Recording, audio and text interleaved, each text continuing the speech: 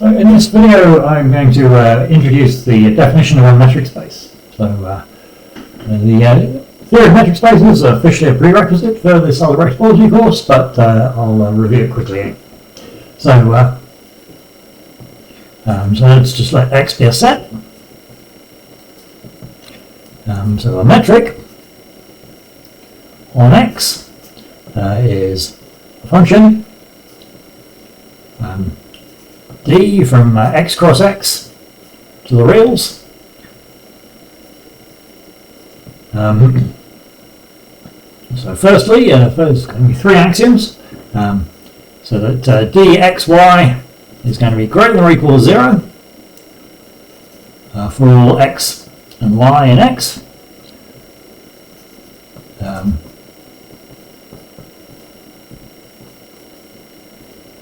And dxy is going to be equal to 0 if and only if x is equal to y. So we think of dxy as being the distance from x to y, so it makes sense that all distances are non-negative, and the only case in which the distance can actually be 0 is if the 2 points are the same.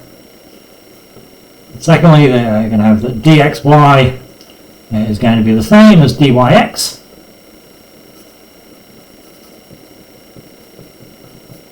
So this is going to be a symmetric distance function. Yeah.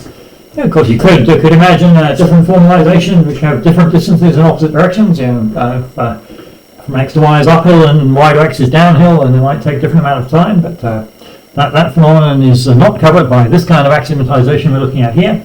dxy is going to be the same as dyx always. And thirdly, we're going to have the triangle inequality. It says that for all x, y, z in x,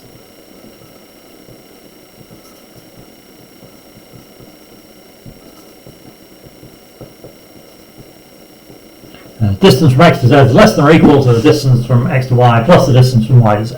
We're kind of supposed to think of dxz as being the most efficient possible way of getting from x to z. One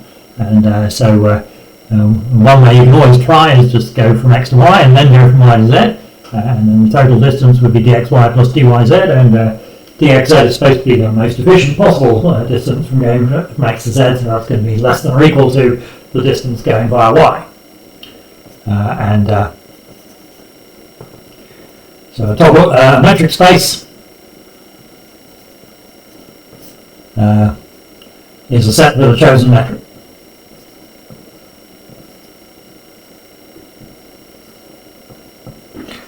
Okay, and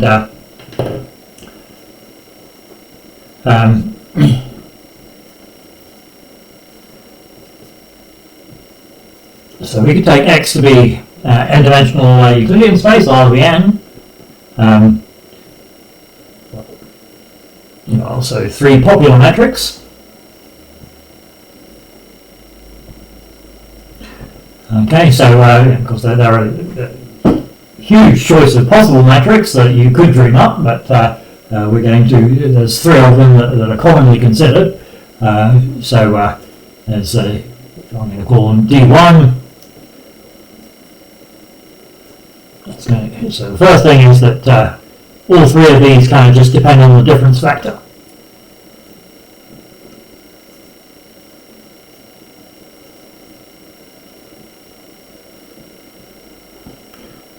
And so what are these? Norm with a subscript, what do I mean? Well, the one norm of z is just the sum of the absolute values of the coordinates.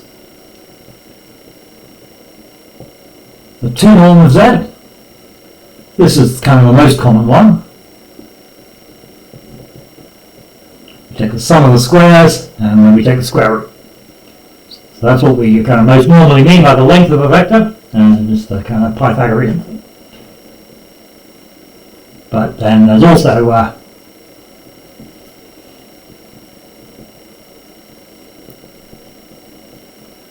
so-called infinity norm, which is just a maximum of the absolute values of the various coordinates.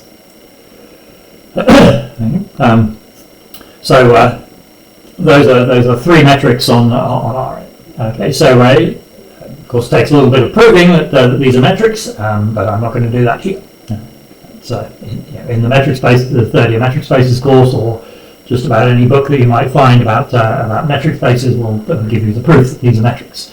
So actually, let's just say, which parts of this are easy? So the fact that all distances are positive, it's clear that all of these formulas give you a positive answer.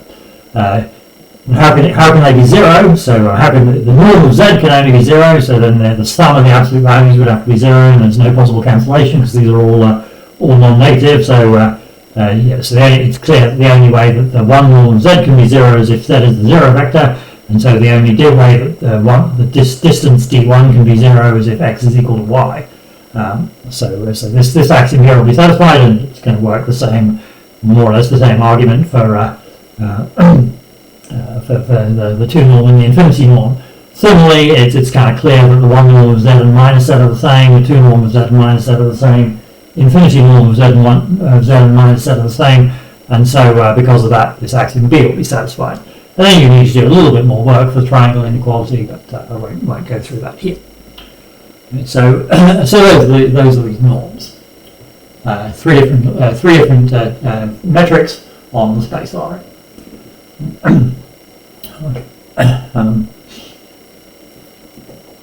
The next time I'm going to do another example that actually is just kind of the same example but just slightly disguised. Okay. Well, actually, before I do the disguised example, let me just do one other easy example.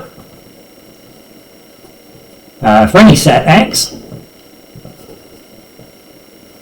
define dxy is 0 if x is equal to y, 1 if x is not equal to y. Okay? So I'm claiming that's a metric. A and B are clear.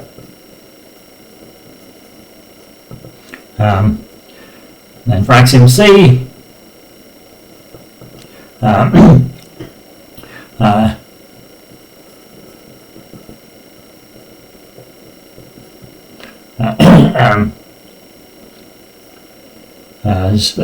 suppose that these are all in x. So if x is equal to z, then what does that mean? And they say, well, in that case, of course, dxz is 0, and dxy plus dyz. Well, what could it be? Each of these terms is either 0, 1, or 2, so this is a 0 or 1, so this is in 1, 2. But anyway, whatever way around it is, we see that dxz is less than or equal to dxy plus dyz. What if x is not equal to z?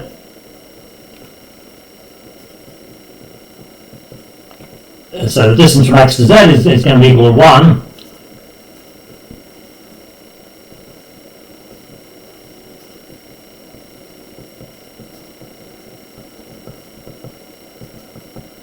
And then you've got these two terms here, dxy and dyz.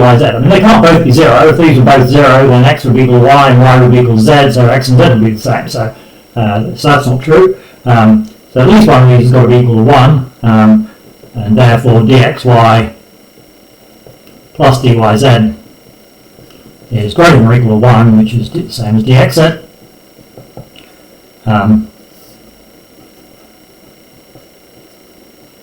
So we see that axiom C holds. So this is a metric.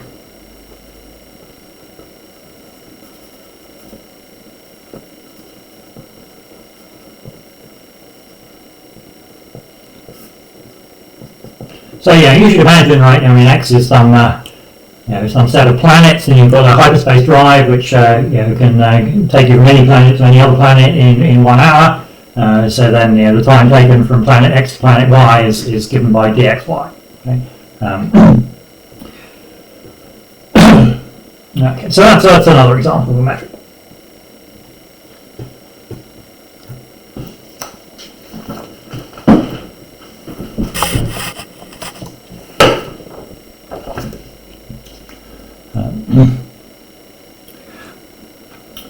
So here's another example. Okay, so we've got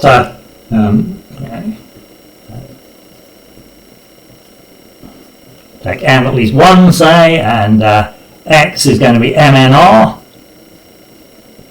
This is a set of all n by n matrices with real entries. Okay, so I mentioned earlier in the course that there's a bunch of, well, this space X itself is not so interesting, but there's various subspaces of X, like space of invertible matrices, space of orthogonal matrices, etc., that have rather interesting topology. So we're going to consider this, okay? And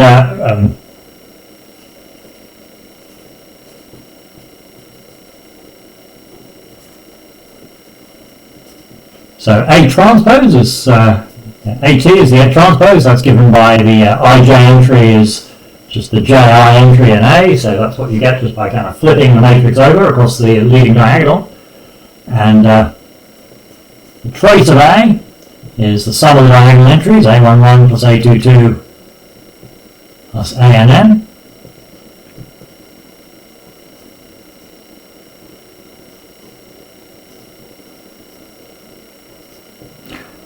Okay, so we're going to define the norm of A is going to be the square root of the trace of A transpose A.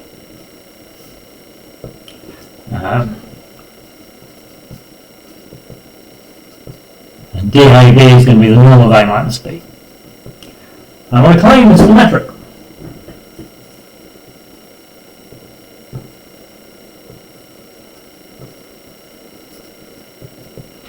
Okay, so let's see how this works when n is 2. So then A is going to be like A, B, C, D. A transpose is then going to be A, C, B, D. A transpose A, you just work it out, so you get A squared plus B squared, and then you get AC plus BD, and again AC plus BD here, and then C squared plus D squared in the bottom right corner. Trace of A transpose A is then going to just be the sum of the diagonal entries, which is A squared plus B squared plus C squared plus D squared. And so the norm of A is the square root of that trace.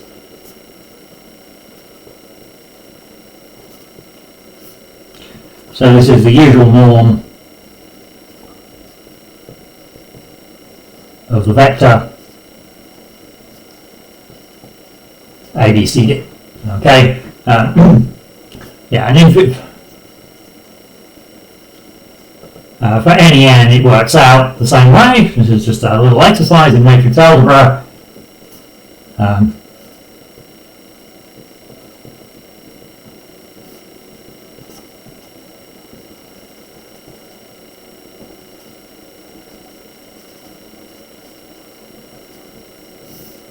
So it's just a sum of the square of all the entries.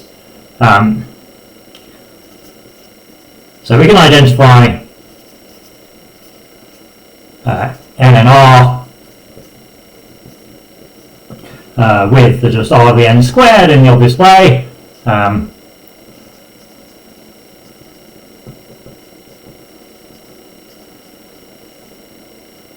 So this is just the usual 2 norm on r of the n squared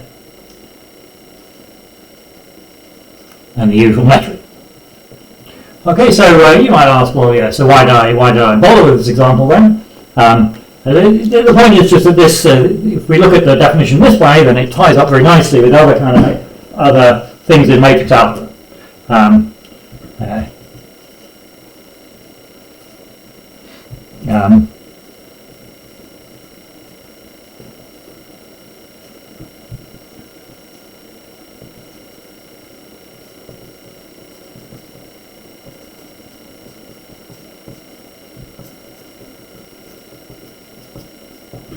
So you've got so orthogonal matrices are those with the A transpose A as the identity,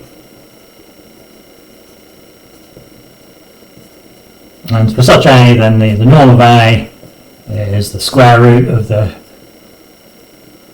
trace of A transpose A, which is the square root of the trace of the identity.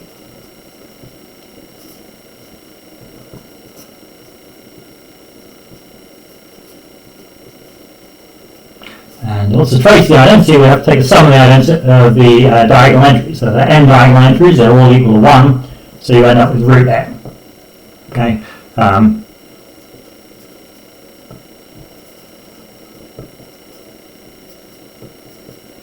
So this definition of the norm sort of ties up nicely.